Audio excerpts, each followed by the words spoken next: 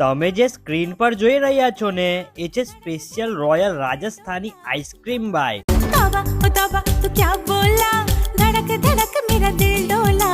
तौबा ओ तौबा तू क्या बोला, धड़क धड़क मेरा दिल डोला। तौबा ओ तौबा ओ तौबा तौबा, धड़क धड़क मेरा दिल डोला।